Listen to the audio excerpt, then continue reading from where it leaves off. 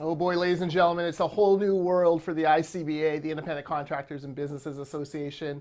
We are attempting to do our first ever live Skype, Facebook, or Skype, Facebook Live, I guess it is. And I'm really happy. I'm Jordan Bateman. I'm the Director of Communications for ICBA. Really happy to have Maclean K alongside. Maclean is Skyping in from overseas. He's in Victoria. Maclean, how are you? I'm doing just fine. It's a unusually gray day here in Victoria, but it's never a really bad day in Victoria. Well, Christy Clark would argue otherwise. Okay, Maclean, let's talk a little bit of politics. I guess today or yesterday or tomorrow or something like that is the 1 year anniversary of the NDP's rise to power. I do find it amusing that they, still act like they've, won a big landslide majority government. They were actually the second place finishers in that election, but who are we to argue with Premier Horgan? Maclean, everyone's doing their recaps of how their first year has gone. Some people think it's all been hunky dory. Some people kind of give them in the middling, thumbs in the middle. I like what the CFIB did. Our friends at the Canadian Federation of Independent Business, they went out and surveyed their actual small business owners, asked them how they thought they were doing, the NDP were doing, and something like 75% gave them a failing grade. Almost 40% gave them an F. Maclean, how are you feeling these days about our new NDP overlords? Well, I mean, the anniversary was 2 days ago today, and I remember because that was the day my past stopped working at the legislature, so I have a rather keen memory of that. An F is probably an F is an outright fail, Yeah. and it's not like I would give the NDP a particularly high grade, but I think we should start with some of the things that maybe we might not have disagreed with. Like they're making some progress on LNG. Credit where credit is due, but by out tax cutting the tax cutting BC Liberals. Well, exactly. But, as I say, an F is an outright fail. So Sure. if we're going to aim for like a low D, D minus, then I thought we should start with something that wasn't completely negative. And progress in LNG is a good thing. However, there is a fair number of stuff on the other side of the ledger. Can we talk a bit about the fact that the taxpayers of Canada have been shoved into buying a pipeline? Yes. Thank you, John Horgan. I've always wanted to own my own pipeline. That's a colossal mistake, and it's funny today. He's in a premier's meeting in New Brunswick, I think it is, and he's basically a pariah at that table because of the stand he took against John Horgan or against Justin Trudeau. Justin Trudeau, but also, his self-described friend and former colleague, Rachel Notley, who is the only other NDP government in the country. And so I can only imagine how that conversation, well, I mean, it's not like they haven't spoken before today, but I don't see how anything has thawed between them. In fact, it's probably become even more entrenched. Yeah, I agree. I think a lot of the praise for Horgan in the early days was that it seemed like he wasn't getting into the petty 1990s style politics of the NDP. Yeah. Unfortunately, that has changed on Monday with the very 1990s style union-only approach to public procurement. Now, everyone's eyes glaze over when we say words like procurement, but here's the bottom line for people. Over the next 3 years, the provincial government's going to build about $25 billion worth of infrastructure, everything from the Patello Bridge to SkyTrain to light rail to hospitals to schools to roads, everything you can imagine, about $25 billion over 3 years. What John Horgan announced Monday, begrudgingly, didn't announce it to the actual press who were standing there at the press conference, but it came out later, is that all of the people who work on that are going to be forced to join the building trades unions, which is a cabal, and I use that word quite purposefully, a cabal of rabid NDP supporters. This is a group of unions that have given millions to the NDP over their lifetimes, and are the NDP's most ardent supporters. And now everyone in the province, the 85% of the construction industry who's not unionized or unionized in a different manner than with these building trades unions, will be forced to join those unions, pay them dues, pay for benefits, pay for training, pay for all sorts of, pay for pensions as well that non-union workers will never collect afterwards. This really is a way to to feather the nest of the building trades unions and try to give them one last gasp of relevancy in a market that they're dying in. Am I wrong there?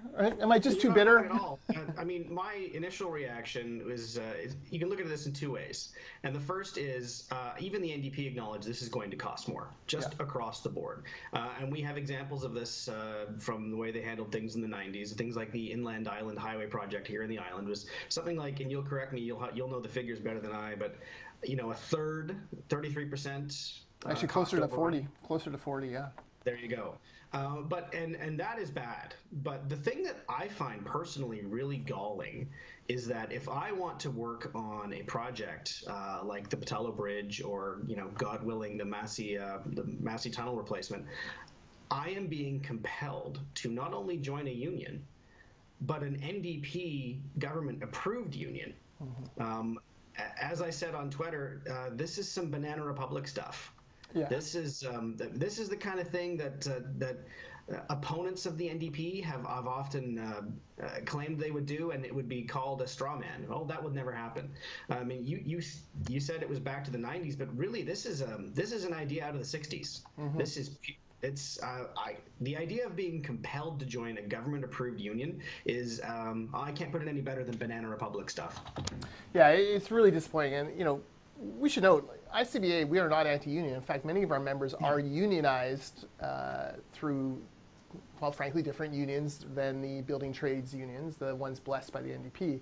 A number of our companies are unionized through an organization called CLAC, one of the largest, fastest growing unions in the country. And the reason why they're fast growing is because they're actually responsive to their employees' needs. They're not dogmatic about political issues. They don't they don't spend the union dues on politics, which has become very attractive for workers.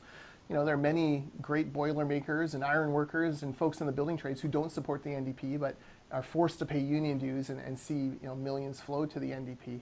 But here you're taking people who have organized, joined a union like CLAC, and now you're saying, no, that's not good enough. You're going to be forced to join this union because that union doesn't give us money. It's outrageous. It's actually one of the reasons why ICBA was formed back in the 70s, mm-hmm. was for fair and open bidding.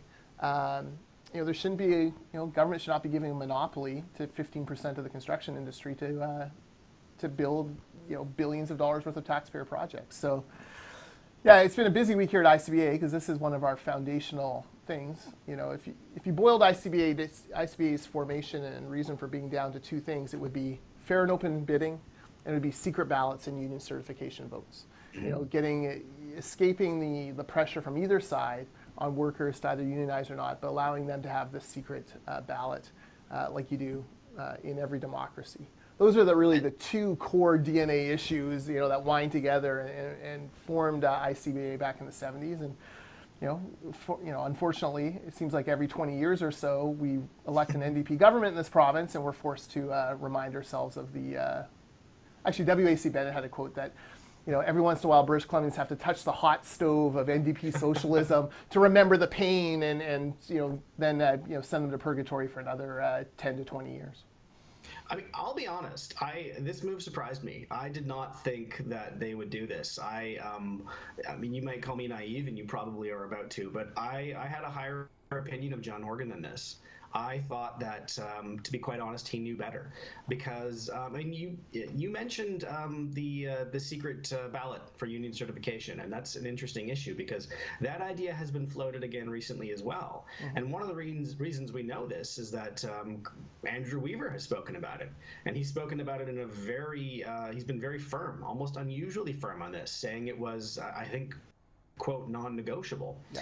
It's and I agree with him. Good for him. But it is hard to square that resolute support for secret ballots with compulsory union membership for construction workers. So it'll be. I'm actually very interested to see how Andrew Weaver reacts to this, because, as we know, his support is crucial. Yeah, Weaver has been pretty quiet on this. I mean, I've been scouring the interwebs looking for Weaver comments on it. He hasn't made any. Weaver is not a reflexive union guy. The reason he supports the secret ballot and certification is he was part of the UVic faculty bargaining team. He saw the abuses that went on firsthand, as far as heavy-handed union tactics, and he respects that cornerstone of democracy. So hopefully Dr. Weaver is looking at all this with a bit of a cynical eye. Certainly. the groups like Integrity BC, who are hardly fans of our organization, or BC Liberals, or free enterprisers in general. Integrity BC only wants integrity from our side of the spectrum, doesn't really care about their side. Even they came out and said, look, the NDP have stepped too far on this. The Times Colonists, which I'm told by Victoria folks is well nicknamed the Times Communists, they came out against this plan. So, if John Horgan's lost the Times Communist and the so-called Integrity BC, you should tell him he's probably gone a little too far. Well, you mentioned you were scouring the interwebs for Weber's reaction. I mean, you may have noticed it's hard to find a lot of NDP reaction to this at all. You can always tell when a party has done something wrong, or has gone too far, or has something blow up in their face, when their supporters go silent. And this isn't just true of the NDP. Let's be fair; it's true of all parties. But when something bad happens, their supporters go dark, because there's no point defending the indefensible. And I have not to keep coming back to this, but I have a really hard time seeing the justification for forcing people to join a union that they may not necessarily want to join. And one of the points that I would make that I think is, we can set aside whether it's right or wrong for the moment, but even just thinking about it politically, the modern NDP is not just a labor union, a labor movement, I should say. It's a coalition. It's a coalition that depends on a number of different voters and segments, and one of those key cohorts is young urban millennials. Young urban millennials overwhelmingly do not belong to unions. Young urban millennials understand the sharing and gig economy just as well as your average tradesperson. Young urban millennials aren't seeking to join a union, and I suspect, not being a millennial anymore, but I suspect that they would look poorly on being forced, indeed compelled, to join a union to get work. So I have a hard time seeing how this is a long-term political win for the NDP. Yeah, and look, it's bottom line is the NDP won't be in power forever. At some point, every party loses elections, and this will be one of the first things that the next government, hopefully a free enterprise government, repeals, because it is so blatant. I can tell you as well, ICBA, we're preparing a court case. We're going to go to court and fight this thing. We're going to fight it tooth and nail, so stay tuned for stuff on that. Okay, Maclean, you and I, a little bit of political hot stove talk here. I don't know if you saw this piece, but Bob Maclean in The Breaker, who is the picker of nits, I would call, in the BC political journalism world. He came through with an interesting story about Claire Trevena, the Minister of Transportation, who lives on Quadra Island. Seems Claire is embracing the Flyin Phil Gaglardi school of blacktop politics. 38 or 39 kilometers of paving coming through on a Ministry of Transportation contract for Quadra Island, including the road in front of her investment property.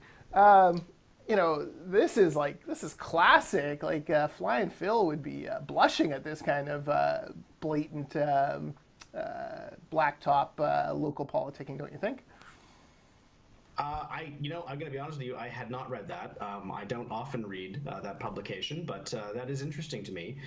One is reminded about in the late 90s when BC Ferries acquired a brand new, I think it's the Queen of Cumberland, which magically got assigned to the Swartz Bay Pender Island route, which just happened to be the residence of former NDP Premier Mike Harcourt.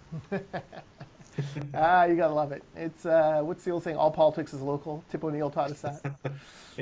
All blacktop politics is very, very local. So congratulations to the residents of Quadra Island. I guess you got lucky with a neighbor who controls the spending of a multi-billion-dollar platform. Uber today, my understanding is, speaking of Claire Trevena, she's had quite a week. She's going to roll out some sort of report on Uber. Meanwhile, the taxi lobbyists are out there saying, no, don't bring Uber in. We'll handle ride sharing for you. Maclean, how are we still here? How do we still not have ride sharing in this province? Well, I think we know why, and that's because the taxi lobby and a lot of their supporters in Surrey are politically influential, and frankly, good for them. They're well organized and they're vocal, and that's a good thing. That said, we're clearly behind on this.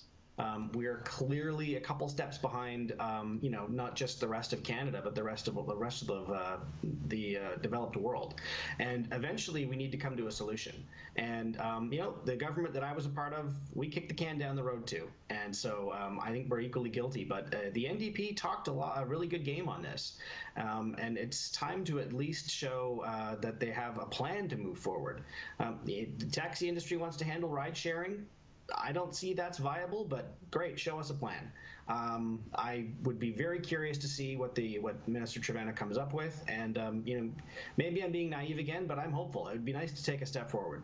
Yeah, let's get rolling on this sooner than later. It's ridiculous that every other city in North America has it, except for Vancouver. And frankly, it may be part of the solution for some of the rural transportation issues that will arise with the demise of Greyhound. In the north and in the rural areas, ride sharing may make sense there as a partial or at least a piece of the solution. Certainly better than us nationalizing bus service. It would be, and it's the ride sharing also is there's a lot of potential use there for things like helping to end drunk driving. Yeah. I'm always surprised that organizations like MAD, who are never shy about being active and vocal, don't speak up more about ride sharing. Is at least, if it saves a handful of lives because some poor sucker who's had too many to drink and can't find a cab at midnight or 1 a.m, which is not uncommon. Yep. If that person gives up and says, you know what, I'm just going to drive home, that's a problem. And it's because they couldn't find a cab. That's not the fault of the individual taxis. There's just not enough of them. We need more ways to get people like this guy home. Yeah, absolutely. All right, last topic, Maclean. Let's talk about the wondrous world of Surrey politics. Surrey's going crazy. So, for many years you had Diane Watts, who headed up Surrey First. She left last term, handed off Surrey First, and gave her blessing to Linda Hepner, who basically ran the organization into the ground. Now we see, councillors retiring, Linda's retiring, Tom Gill is running for the mayoralty there. We've seen 2 councillors defect from Surrey First. It looks like they're going to form their own thing. Doug McCallum, the mayor that Diane Watts defeated those many years ago, he's back in the mix. Rich Coleman kicked the tires on a run there and then ultimately decided not to because of, and I'm going to say the most noble reason of all, he's a Langley guy, and there ain't nothing wrong with being a Langley guy. Surrey's it's going crazy, and you talk about blood sport politics. It may be there may be no more bloody a sport than politics in Surrey. I mean, the first thing I want to say is that I am a huge proponent of when I want to touch on Rich Coleman first. I'm a huge proponent of when politicians say they're stepping aside to spend more time with their family. We should always take them at their word, and that is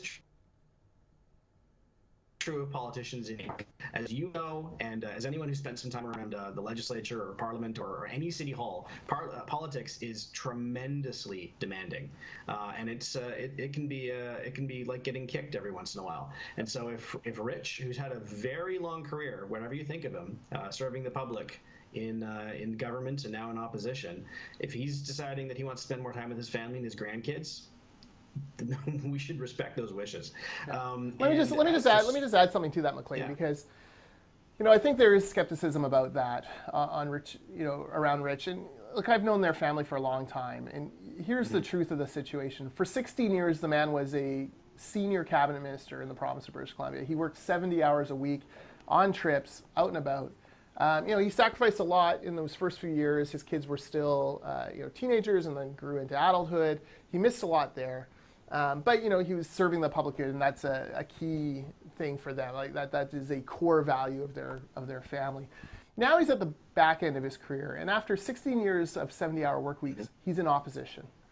And frankly, it's a lot less work to be in opposition because you're not having to manage the number of files. He was interim leader for a while. That's now evaporated. So he's at a bit of loose ends, and he's home more often than he's ever been. And I think they genuinely like Rich and Michelle genuinely enjoy spending time together, and having him home and this kind of big life change, even though he's still in the same MLA job, has been really good for them, and has really opened their eyes to what they want to do. And Rich lives 4 blocks away from his grandkids. They're constantly watching the kids, and he's a big part of their life now because he's got more time on his hands, and I think he likes it. And when you're 64 years old, first of all, his MLA pension's fully vested. He'll start at a pension of about $105,000 a year. As a backbench opposition MLA, he makes about $110,000 or $115,000 a year. So really, he's working for $10,000 a year at this point. I think he's kind of looking at it like, I have this time to spend with family. I'm enjoying it. I'm 64. Do I need to go and spend 4 more years, trying to turn Surrey around? There's huge issues in Surrey. It might be more than a 4-year job. It might be a 2-term job. Does he want to be mayor until he's 70? 72? I don't think he did, and he did the calculation. He said, you know what? I'd rather do this. I'd rather continue to enjoy this time with my family. So all that to say, I think you're right. Like, there's a lot of demands we put on public servants, and we think they're robots because we see them on Twitter or in the media. But behind those personal brands, there are actual real people with real families. Yeah, and if you're watching this and you're politically neutral, or you're a committed supporter of the NDP, and you're rolling your eyes because Rich has been in the news for the wrong reasons lately, you have my word that when your favorite politician or a politician you don't like decides they're going to retire shortly before an election coming up, and even if they're in a seat that it looks kind of dodgy and they're saying they'd like to spend more time with their family, you have my word that I will not question it. Again, I have nothing but respect for everyone who seeks high public office, and I know firsthand how much work it is, and when they decide to step down, I think we should let them go peacefully and take them at their word, because I think you're exactly right. Once he started spending more time at home started to look better and better and better, and that's a good thing. Yeah, no, I totally agree. All right, and then from there, though, I think I interrupted what your second point was going to be. Sorry about that, but I wanted to put that on the record. Since I'm apparently the de facto spokesperson for Coleman, all right. It's kind of I don't know what the word is.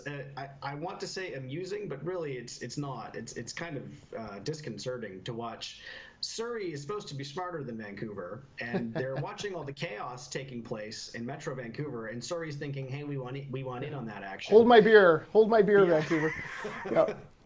Because, Vancouver is about to have what I thought was going to be by far the most interesting municipal election in the province, possibly the country. And Surrey's deciding it doesn't want to cede any of the spotlight, and it's not necessarily for great reasons. It's a lot of turnover. I don't know if we're going to have something like a 6-way race like we are in Vancouver, but at the very least, we're seeing a real changing of the guard at a minimum. Yeah, don't count out Nanaimo. They still crazy. They're going to have a crazy mayor's race too. It's true. I believe in you, Nanaimo. Don't let me down. Be crazy. No, you're exactly right. Vancouver's a mess. Although I did see my first Kennedy Stewart for mayor T-shirt out in the wilds of Vancouver the other day, and I wanted to go and try to give them a sober second thought. But being a Langley guy, I'm not sure I have that much influence on the Vancouver progressive elite. Was it good swag at least? Was it good branding? I don't know. It emphasized Kennedy more than Stewart, which I found interesting. I guess Kennedy's a better brand. But of course, then you could do the whole pro wrestling thing, Mr. Kennedy. Kennedy. No, most polls have him slightly ahead, although with 25 or 30% of the vote, and then the big mix behind him. Sad to see Patrick Condon not run, even though I think Cope is nuts and full of crazy destructive policies. Patrick Condon himself is a very good person. I know he's had an illness, stroke, and he's battling back from that, and I've no doubt he will. But on light rail, on transit, Condon and I would be much closer in view than certainly Kenny Stewart or any of these other whack jobs who are running. So very sorry to see him bow out. Will be interesting to see if Cope now tries to endorse Kennedy Stewart or someone else.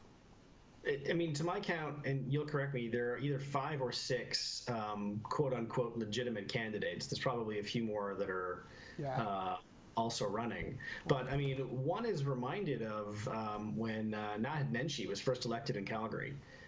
which was a four-way race, and I believe, you'll correct me, but I believe Nenshi won with something like 27% of the vote. And that is kind of what this election feels like, but even more chaotic. Because in a 5 or 6-way race, it is entirely possible to see somebody win with, 23% of the vote. Yeah. That's amazing. Yeah, scary. Well, Hector Bremner won his council seat in that by-election with 27%. Oh, exactly. And now he's running for mayor. Now he's running for mayor, exactly. So if he gets that 27%, it might be enough. If he gets every single one of those people who voted for him the first time out to vote for him this time, that is a good part of the way there. Yeah, by-election, much smaller turnout, so he'd end up being crushed. But you're right, Ken Sims, Hector Bremner, Wei Young on the right. You have Shauna Sylvester, Ian Campbell, Candy Stewart on the right, and then whatever Cope does, maybe endorsing Gene Swanson or someone. So 6, possibly 7, and it could have been 8 if 8.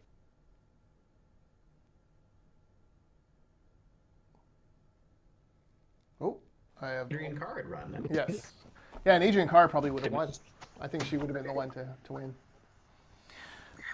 All right, well, folks, that was our first, political hot stove. It's a working title. Maclean and I will talk again soon as the political winds shift in the province of British Columbia and we decide we have to weigh in on it.